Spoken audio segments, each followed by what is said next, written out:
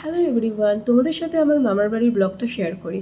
তো সকাল সকাল মানে ভোর ভোর বেরিয়ে পড়েছে আমি আমার বর, আর ওদিক থেকে মা দাদা চলে এসেছে মামার বাড়ি যাবো বলে। আমার মামার বাড়ি হচ্ছে নন্দনপুর রাজহাটি। তো ট্রেনে উঠে পড়েছি। ট্রেনে তো উঠে বসে থাকলে তো হবে না, একটু মুখ ফুক চালাতে হবে, কারণ 1.5 ঘন্টার মতন রাস্তা যেহেতু ট্রেনে। তো এখানে চিপস সব কিছু নিয়ে প্রাকৃতিক দৃশ্য দেখতে দেখতে আমরা চলে এসেছি তারকেশ্বর।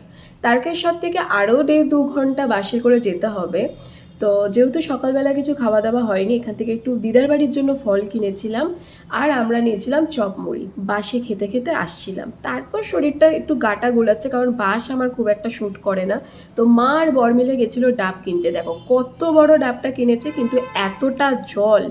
আমরা 4জন মিলে খেয়েছি একটা ডাব, মানে ভাবতে পারছো কতটা। যেহেতু গ্রাম সাইডে চলে এসেছি, তো ডাব তো একটু ভালো পাওয়াই যাবে। তারপর আমরা বাস থেকে নেবে টোটোয় উঠে পড়েছি। তারপর চলে এলাম দিদাদের রাস্তাতে, মানে দিদার বাড়ির রাস্তায়। তো দেখো এত সুন্দর গ্রামের পরিবেশ, এতটাই ভালো লাগে আমার। আগাগোড়াই খুব ভালো লাগে দিদার বাড়ি যেতে। আর মানে ওখানেই হরিলুট দেওয়া হয়, ওইখানে। ভালো আছো?